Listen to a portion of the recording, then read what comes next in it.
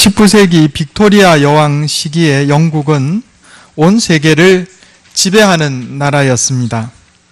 당시에 영국에 대해서 풍자가인 동시에 예언자였던 토마스 칼라일이라고 하는 사람은 그 영국의 타락상을 크게 꾸짖었습니다. 토마스 칼라일이 이런 말을 했어요. 그때 영국인이 손대는 곳은 모두 황금으로 변했다. 그러나 그것은 하나님께 버림받은 증거이다. 19세기 영국은요, 영국인들이 가는 곳마다 그들이 손대는 것마다 돈벌이가 되고 황금으로 변했다 이거예요. 전 세계를 지배하는 나라였어요. 영국은 해가 지지 않는다 그랬어요. 그런데 거기에 대해서 토마스 칼라일은 그게 하나님께 축복받은 증거가 아니고 하나님께 버림받은 증거다, 그렇게 이야기했다 하는 겁니다. 왜냐하면 당시에 영국의 타락상이 극심했기 때문에 그렇습니다. 물질주의, 쾌락주의, 천박한 낙관주의가 온 나라를 휩쓸고 있었다 하는 겁니다.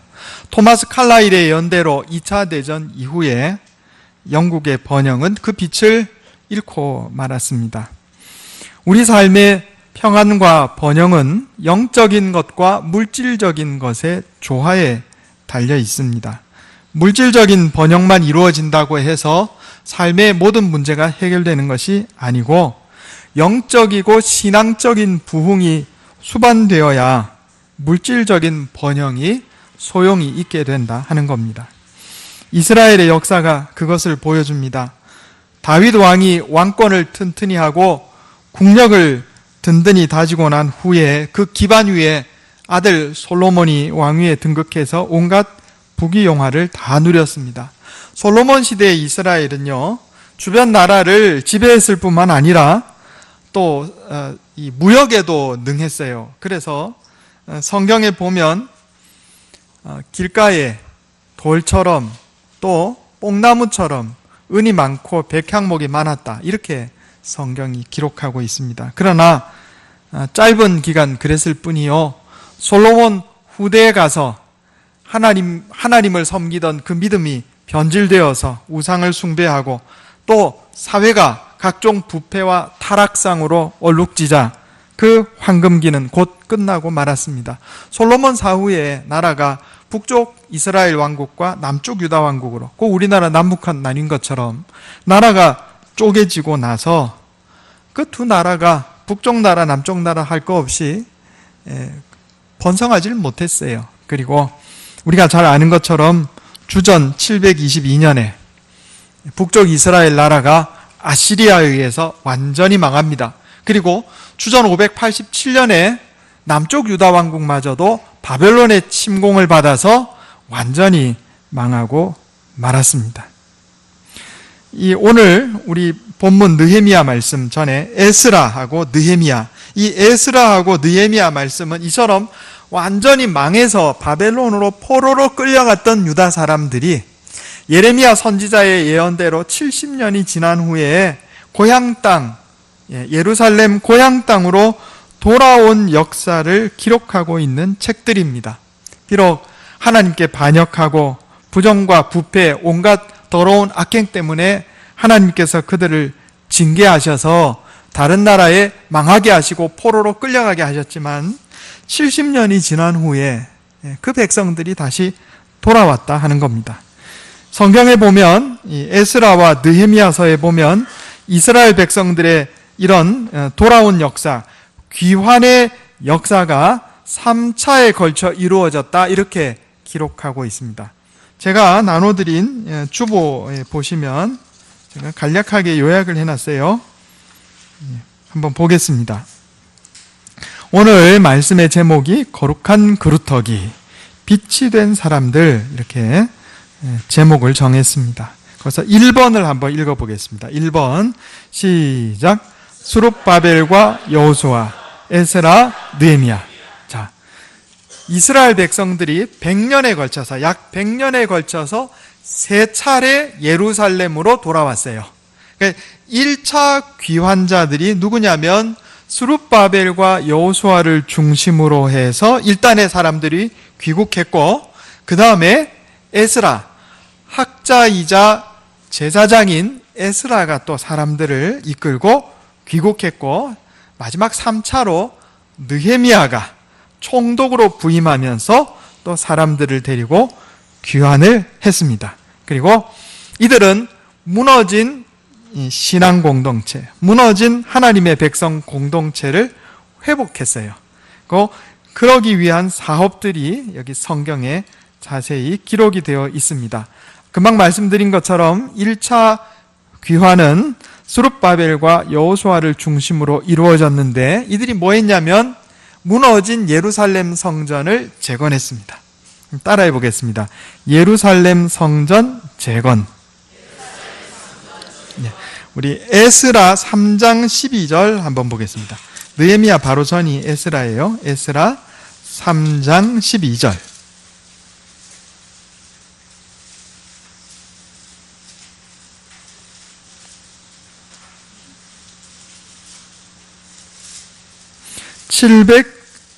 (714페이지입니다) 구약성경 714페이지 에스라 3장 12절. 우리 같이 한번 읽어보겠습니다.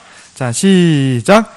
제사장들과 레위 사람들과 나이 많은 족장들은 첫 성전을 보았으므로 이제 이 성전의 기초가 놓임을 보고 대성통곡하였으나 여러 사람은 기쁨으로 크게 함성을 지르니. 아멘. 바벨론의 포로로 잡혀갔다가 돌아와서 제일 먼저 뭐 했냐면 예루살렘 성전 재건을 했어요. 그런데 제가 아까 말씀드린 것처럼 포로로 잡혀갔다가 70년 만에 돌아왔거든요. 그러니까 나이가 80이 넘은 사람들은 어릴 때 무너지기 전에 예루살렘 성전을 본 적이 있는 거예요. 그러니까 무너진 예루살렘 성전 이제 새로 짓기 위해서 기초가 놓이는 걸 보고 나이가 많은 사람들은 과거를 생각하고 통곡해서 울고, 바벨론에서 태어나서 이제 처음 옛 부모들의 나라에 돌아와가지고 성전이 놓이는 걸 본 젊은 사람들은 기쁨으로 크게 함성을 지르고, 그러니까 울고 웃고 하는 그런 소동이 여기 있었다, 이렇게 기록합니다. 두 번째로 귀환한 사람은 학사 에스라를 중심으로 이루어졌는데, 에스라는 뭐 했냐 하면은 돌아와서 백성들에게 하나님의 말씀을 가르쳤어요. 그게 오늘 본문 말씀에 나오죠. 느헤미야 8장 5절. 다시 한번 읽어볼까요? 느헤미야 8장 5절. 오늘 본문의 첫 번째 구절 말씀입니다. 시작. 에스라가 모든 백성 위에 서서 그들 목전에 책을 펴니 책을 펼 때에 모든 백성이 일어서니라. 아멘. 두 번째는 말씀을 가르쳤다고요. 세 번째로 느헤미야 총독이 귀환해서 한 일은 뭐냐면, 자, 예루살렘 성전도 새로 세웠고 에스라가 와서 말씀도 가르쳤어요. 그리고 뭐 했냐면 무너져 있던 예루살렘 주위의 성벽이 있던 성읍이란 말이에요. 이 성벽을 재건하고 사회 개혁을 했습니다. 그리고 바로 이 세 차례의 귀환으로 말미암아 무너졌던 하나님의 백성 공동체가 다시 세워지게 되는 역사가 있었다 하는 겁니다. 오늘 본문 말씀을 통해서 우리가 신앙 부흥의 세 가지 요소에 대해서 한번 알아보려고 그럽니다. 금방 말씀드렸던 것처럼 성경의 구약 성경의 에스라서와 느헤미야서의 핵심 주제는 무너졌던 신앙 공동체의 회복과 부흥의 역사다, 이렇게 얘기할 수가 있겠습니다. 어떻게 해서 이 신앙 공동체가 회복되고 부흥되었는가? 세 가지 요소가 있는데, 첫째는 예배의 회복입니다. 한번 따라해 보겠습니다. 예배를 회복합시다. 스룹바벨과 여호수아가 이스라엘 백성들을 이끌고 와서 제일 먼저 한 게 뭐냐면 성전을 다시 재건한 거예요. 예루살렘 성전의 재건은 예배의 회복을 의미하는 겁니다. 성전이 있어야 예배를 드리잖아요. 그죠? 신앙의 첫 번째 요소는요, 예배입니다. 이거는 100번을 강조해도 지나치지 않습니다. 하나님을 섬기는 자는 반드시 하나님께 나와서 예배드리게 되어 있어요. 무슨 말을 해도 예배드리지 않는 자는 하나님을 믿는 사람이 아니에요. 예배드리는 자가 하나님을 믿는 자입니다. 전에도 말씀드렸지만 내 교회는 안 나가도 내가 텔레비전으로 내가 설교도 가끔 듣고 또 내가 성경도 가끔 읽고 나 하나님 믿어. 하나님 믿는 게 아닙니다. 자기가 하나님을 믿는다고 생각할지 모르지만 하나님은 나 넌 본 적이 없는데 이러실 거란 말이에요. 왜냐하면 예배는 우리가 하나님께 보이러 나오는 것이기 때문에 그렇습니다. 우리 한번 성경 한번 찾아보겠습니다. 출애굽기 34장 22절.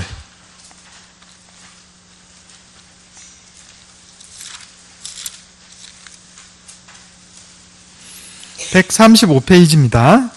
구약성경 135페이지 출애굽기 34장 22절에서 24절입니다.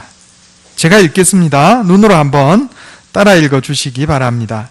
77절 곧 맥추의 초실절을 지키고 새말에는 수장절을 지키라. 너희의 모든 남자는 매년 3번씩 주 여호와 이스라엘의 하나님 앞에 보일지라. 아멘. 자, 너희 남자는 매년 3번씩 주 여호와 이스라엘의 하나님 앞에 뭐 하라고요? 보일지라. 예배는 우리가 하나님을 뵈러 나오는 거예요. 하나님께 우리 얼굴을 보이려고 나오는 거예요. 예배가 왜 중요한가 하면 우리는 예배를 통하여 우리의 창조주이시며 구원자이시고 이 세상 역사를 섭리하시고 우리 인생을 주관하시는 전능하신 하나님을 만나기 때문에 예배가 중요한 겁니다. 예배는 하나님을 만나는 시간이요, 예배는 하나님을 만나는 장소예요. 그러니까 예배드리지 않는 자는 하나님을 만날 수가 없는 거죠. 하나님, 제가요 교회는 안 다녔는데 예배는 내가 안 드렸는데 마음속으로 하나님 믿었어요. 우리가 죽고 나서 하나님 앞에 섰을 때 하나님 그러실 거예요. 나 너 본 적 없는데? 그럼 어떻게 하실 거예요? 예배가 왜 중요한가 하면 우리는 예배를 통해서 하나님께서 우리에게 베풀어 주시는 은혜와 복을 받기 때문에 그렇습니다. 예배는요, 하나님께서 우리에게 주신 은혜와 복의 통로예요. 예배가 복의 통로고 또 교회가 복의 통로예요. 예수님께서 요한복음 4장 23절에 아버지께 참되게 예배하는 자들은 영과 진리로 예배할 때가 오나니 곧 이때라. 아버지께서는 자기에게 이렇게 예배하는 자들을 찾으시느니라 그랬어요. 찾으시느니라. 왜 찾으시겠어요? 복 주려고 찾으시는 거죠. 복 주려고. 혼내려고 찾으시는 게 아니고 복 주려고 찾으신다는 거예요. 그래서 우리가 하나님 앞에 예배드리는 것이 우리 신앙 부흥의 핵심적인 요소다, 첫 번째 요소다 하는 것을 우리가 기억해야 되겠습니다. 그리고 예배는 우리가 하나님께 드리는 거예요. 전에 말씀드렸듯이 예배를 영어로 서비스라 그러는데 이 서비스가 우리가 하나님께 서비스하는 게 예배다 그랬어요. 하나님이 우리한테 서비스한다든지 목사와 예배위원이 나한테 서비스하는 게 아니라 그랬어요. 제가 우리 노회 고시부 석이래 가지고 우리 피택 장로님, 권사님, 안수 집사님 교육을 계속 하고 있어요.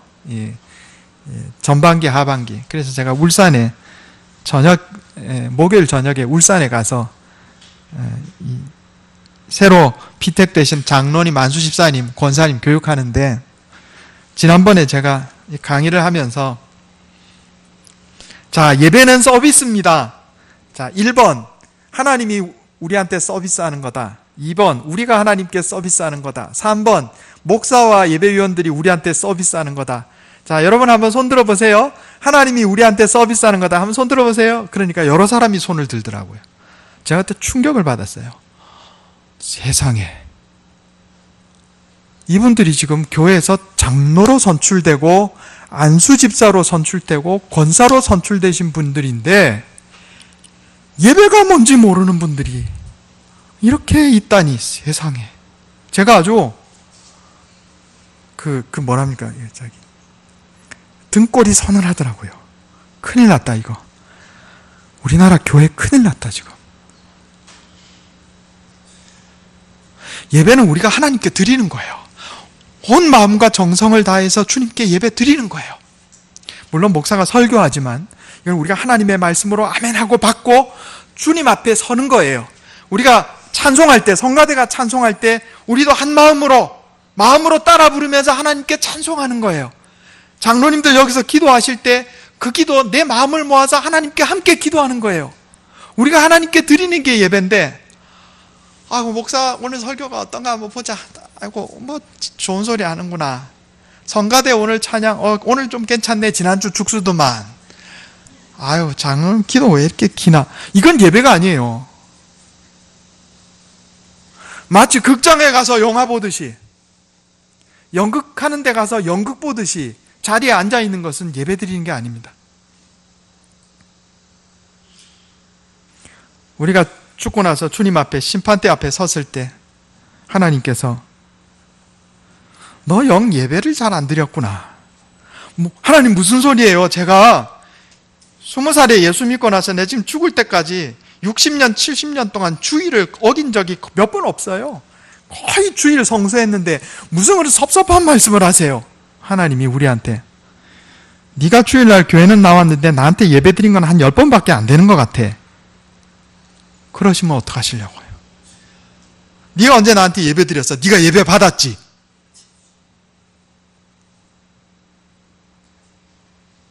네가 언제 예배 드렸어?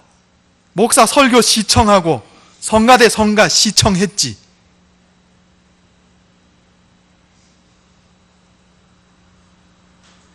예배 회복이 중요합니다. 교회 나와서 앉아있는 거가 예배 회복이 아니고, 내가 온 마음과 정성을 다해서 하나님께 정성을 다해 주님을 경배하는 게 예배예요. 예배. 예배가 회복되지 않으면 신앙과 삶이 회복되질 않습니다. 이스라엘 백성들이 포로 생활하다가 돌아와가지고 눈물을 흘리면서 예루살렘 성전을 새로 지었어요. 뭐 하려고? 예배를 회복하려고. 예배를 회복하려고.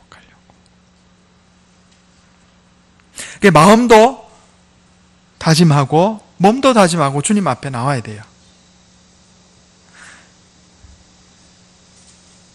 미국의 청교도들은요, 주일날 교회 나올 때 깨끗하게 씻고 옷도 제일 좋은 거 입고, 그게 뭐라 그랬어요? 썬데이 드레스. 썬데이 드레스라는 용어가 있습니다. 썬데이 드레스. 주일날 이쁘게 차려입고 놀러 간다는 얘기가 아니에요.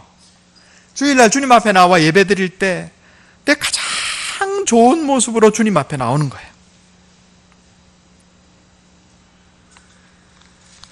두 번째는 말씀의 회복입니다. 따라해 보겠습니다. 말씀을 회복합시다. 오늘 본문 말씀은 2차 귀환의 지도자인 에스라가, 이제 좀 이따가 느헤미야가 오는데 이제 협력해가지고 뭐 했냐면 이스라엘 백성들한테 말씀을 가르쳐요. 하나님 말씀을 가르치는데, 오늘 본문 말씀을 가만히 살펴보면 이 하나님의 말씀을 듣는 이스라엘 백성들의 모습이 과거에 예루살렘 성전을 다시 지을 때 이스라엘의 백성들의 모습하고 거의 유사합니다. 왜냐하면 하나님 말씀 들을 때 울어요. 그러니까 느헤미야가, 에스라하고 느헤미야가 울지 마라, 하나님 말씀 들으면서 왜 우냐, 기뻐하라 이른다고요. 예루살렘 성전을 재건할 때도 울고 웃고 그럽니다. 사람이 언제 울고 웃어요? 감격했을 때. 진정한 예배 안에는요, 눈물이 있고 기쁨이 있습니다. 아유, 예배 언제 끝나나? 이게 우리가 예배 드리는 자세가 아니고, 예배 드리는 가운데 기쁨이 있고 눈물이 있어요. 하나님 말씀 들을 때 이스라엘 백성들이요, 똑같이 울고 웃었어요. 그건 하나님께 예배 드리는 것만큼이나 하나님 말씀 배우는 게 중요하다는 의미가 이 안에 녹아 있는 거예요. 그래서 우리 한국의 신앙 선조들은요, 주일날 하나님께 나와서 예배 드렸고, 수요일날 성경 공부하고 새벽에 기도했어요. 금요일하고 새벽에 기도했어요. 그래서 주일은 예배라고 그랬고, 수요일은 사경회라 그랬고, 금요일하고 새벽은 기도회라 그랬어요. 여러분, 수요 사경회란 말 들어보셨는지 모르겠어요. 원래 한 3, 40년 전에는 다 수요 사경회였어요. 그런데 언제부터 갑자기 그게 예배로 이름이 통일이 돼가지고 제가 우리 장로님들하고 몇 번 의논했는데 조만간 우리 교회 좀 바꾸려고 그래요. 주보 내용을. 정확한 명칭이 사경회입니다. 수요 성경 공부. 그만큼 우리 조상들은요, 하나님 말씀 배우는 걸 중요하게 여긴 거예요. 주일 예배, 수요 성경 공부, 그리고 새벽 기도회. 이 한국 교회를 일으켜 세운 원동력이었어요. 오늘날 이게 많이 흐려졌단 말이에요. 요한복음 10장 27절에 우리 주님 예수님께서 내 양은 내 음성을 들으며 나는 그들을 알며 그들은 나를 따르느니라 그랬어요. 하나님의 백성은 하나님의 음성을 듣는 게 당연해요. 세 번째로 삶의 교율을 회복하는 겁니다. 따라해 보겠습니다. 삶의 교율을 회복합시다.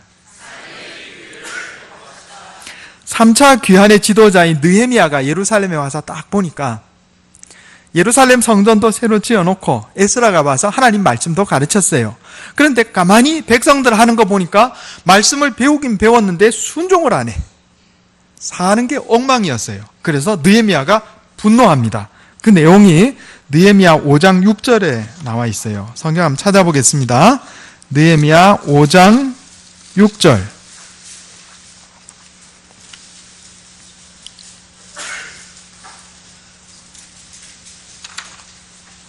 (732페이지입니다) 제가 읽겠습니다. 한번 눈으로 따라 읽어주시기 바랍니다. 느헤미야 5장 6절. 내가 백성의 부르짖음과 이런 말을 듣고 크게 노하였으나, 지금 사회에서 부정부패가 만연한 거예요. 그래서 가난한 백성들이 막 부르짖었어요. 그걸 듣고 느헤미야가 노했다 하는 겁니다. 깊이 생각하고 귀족들과 민장들을 꾸짖어 그들에게 이르기를 너희가 각기 형제에게 높은 이자를 취하는도다. 이게 이제 뭐죠? 고리대금업. 돈 있는 사람들이 고리대금업으로 동족을 착취했어요. 그들에게 8절에 그들에게 이르기를 우리는 이방인의 손에 팔린 우리 형제 유다 사람들을 우리의 힘을 다하여 도로 찾았거늘 너희는 너의 형제를 팔고자 하느냐.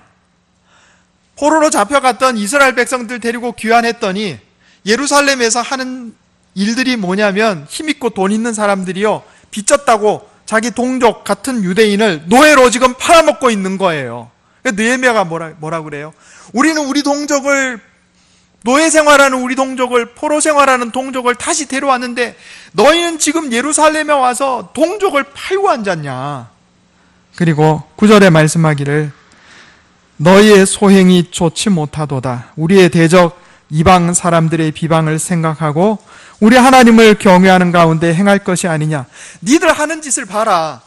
이방 사람들이 저가 하나님 백성들 하는 꼬라지 보니까 한심하다 비방하고 있지 않냐. 우리가 삶을 통해서 하나님께 영광 돌려야 할 것이 아니냐. 하나님을 경외하는 삶을 살아야 할 것이 아니냐. 지금 느헤미야가 그러고 있는 겁니다. 사람의 분노에는 네 가지가 있다고 그럽니다. 첫째는 동물적인 분노입니다. 배가 고프면 화가 납니다. 부인들, 여자분들, 남편이 자주 화낸다. 좋은 방법이 있어요. 자꾸 먹이면 화 안 냅니다. 남자는요, 배가 고프면 화가 나요. 그게 동물적인 분노예요. 동물적인 분노. 또 길 가다가 어디 탁 부딪혔어. 머리에 알밤이 났어. 그러면 화가 나죠. 내가 잘못해서 부딪혀놓고 내가 화가 나는 거예요. 이게 동물적인 분노예요. 두 번째로 인격적인 분노가 있어요. 누군가 나를 모욕하면 화가 납니다. 이거 인격적인 분노라 그래요. 세 번째로 사탄적인 분노가 있어요. 다른 사람이 잘 되는 거 보면 화가 나. 이 사탄적인 분노입니다. 아주 못된 거예요. 네 번째로 거룩한 분노가 있는데 바로 이 느헤미야의 분노가 거룩한 분노였어요. 예수님께서 예루살렘 성전에 들어갔더니 세상에 하나님께 예배드려야 할 장소에서 장사하고 앉았어, 사람들이 다. 예수님께서 노끈으로 채찍을 만드셔갖고 다 내쫓았단 말이에요. 이 거룩한 분노입니다.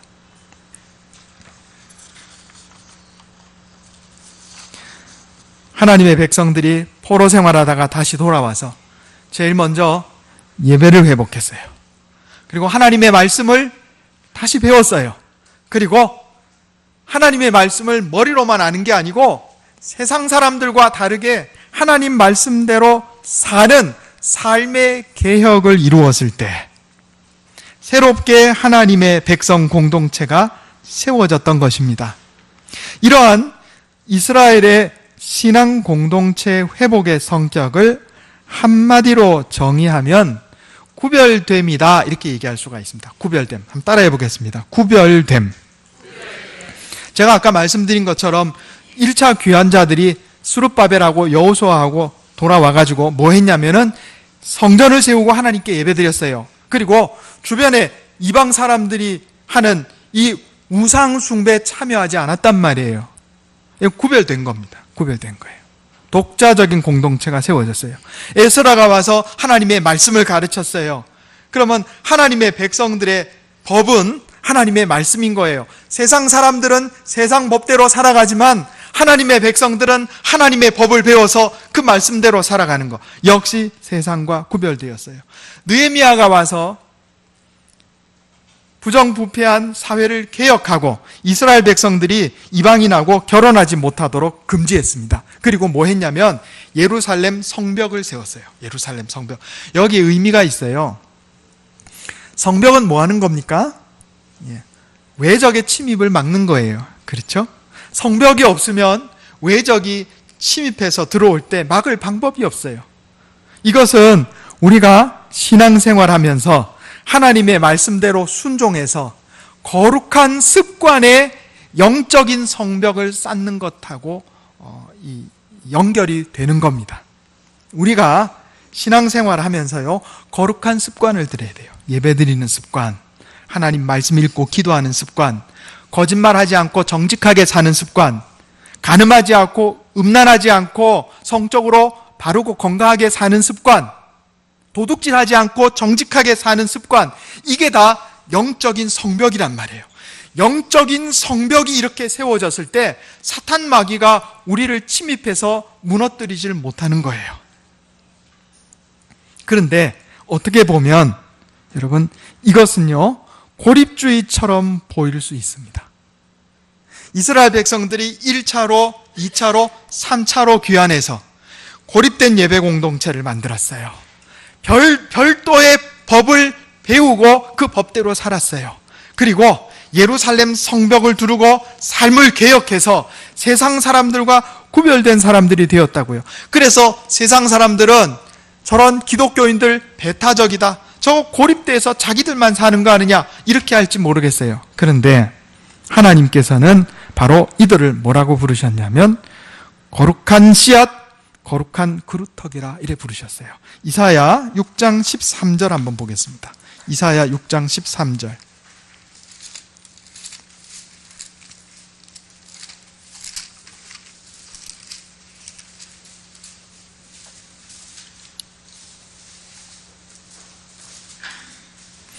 구약성경 974페이지입니다. 이사야 6장 13절.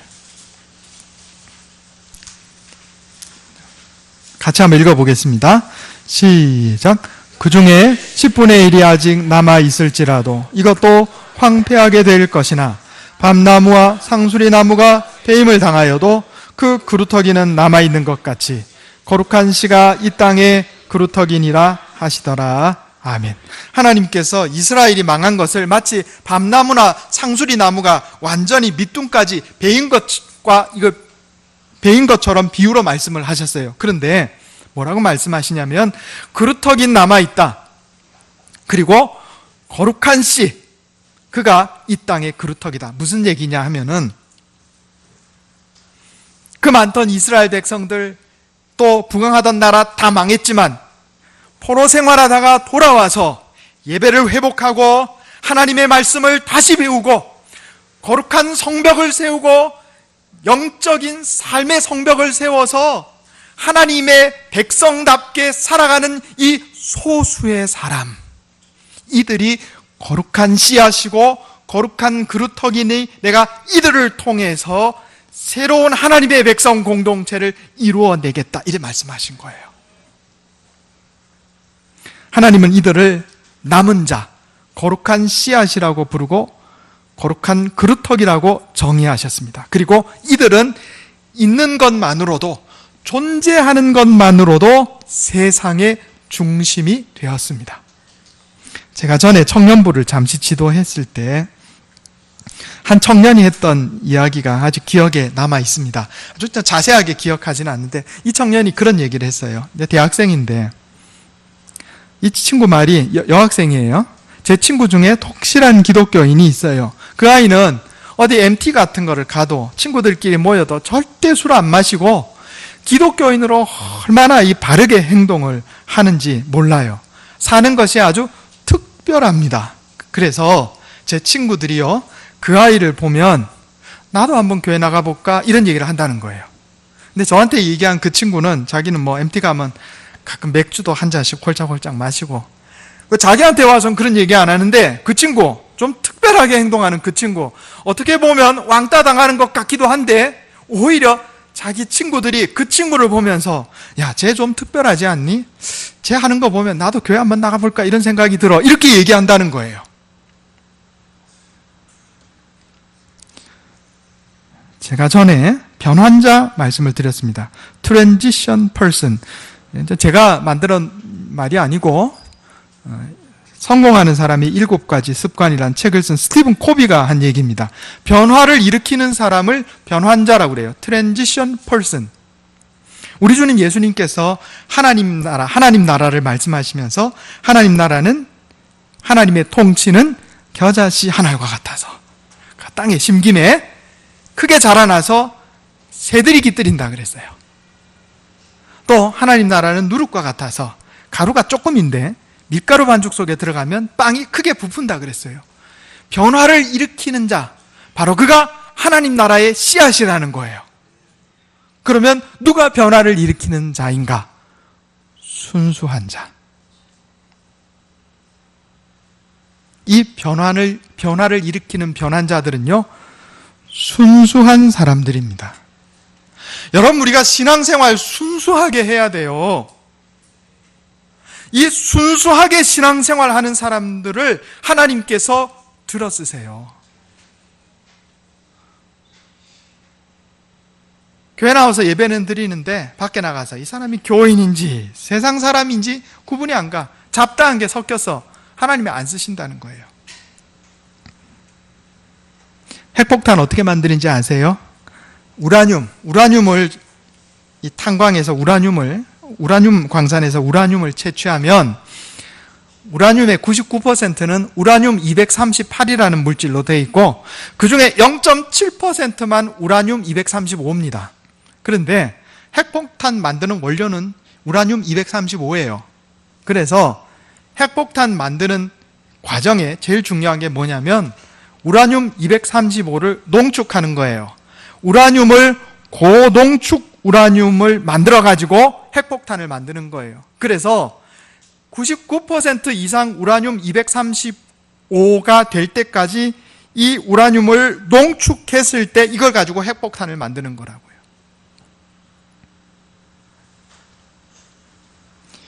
지금의 초강대국 미국을 탄생시킨 사람들은 신앙의 절개를 지키기 위해서 목숨을 걸고 영국에서 배 타고 미국으로 건너간 사람들입니다. 그 사람들을 뭐라고 부르냐면 퓨리탄이라고 불러요. 퓨리탄. 퓨리탄의 뜻이 뭐예요? 순수한 사람들이에요. 순수한 사람들. 순수하게 예배드리는 자.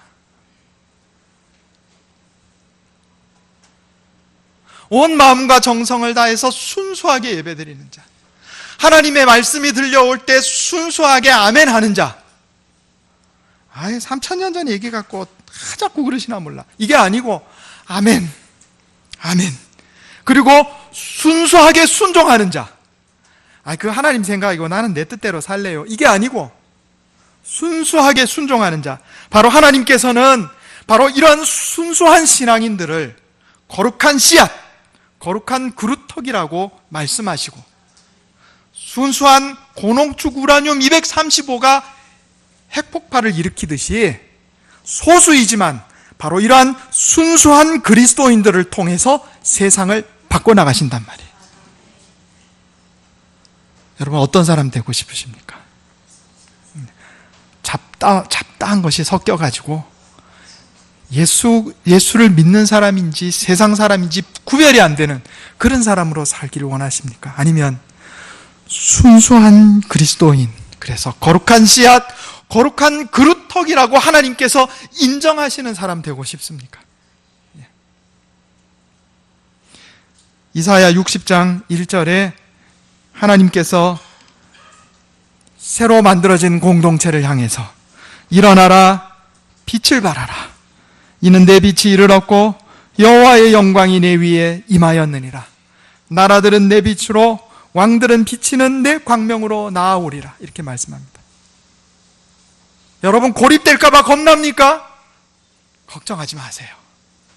세상 사람들이 나를 고립시킬까 겁나요? 걱정하지 마세요.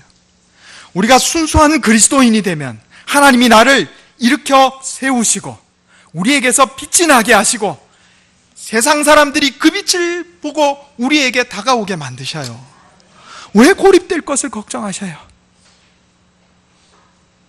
순수하게 예배드리고 순수하게 하나님 말씀에 아멘하고 순수하게 하나님 말씀에 순종하는 자가 되면 핵폭탄이 놀라운 폭발을 일으키는 것처럼 소수의 퓨리탄들이 초강대국 미국을 만들어낸 것처럼 여러분, 우리가 순수한 거룩한 씨앗, 순수한 하나님의 백성, 거룩한 그루터기가 되면 우리를 통해서 내 가정이 바뀌고 우리 교회가 바뀌고 세상이 바뀌는 거예요. 하나님이 복을 주신단 말이에요. 그래서 있는 것만으로도 의미가 있는 사람, 존재하는 것만으로도 세상에 파문을 던지는 그런 사람이 돼요. 제가 아까 청년 얘기했잖아요. 오히려 너무 특별해서 사람들이 그에게 잘 다가가지는 않아도 그 여학생이 있는 것만으로도요, 그 친구 공동체에서 그 여학생이 있는 것만으로도 영적인 파문이 일어나는 사람이 된 거예요. 우리가 그래야 되지 않겠어요? 저와 여러분이 거룩한 씨앗, 거룩한 그루터기가 되어 세상에 파문을 일으키는 그런 사람들 다 되시기를 예수님의 이름으로 축원합니다. 기도하겠습니다.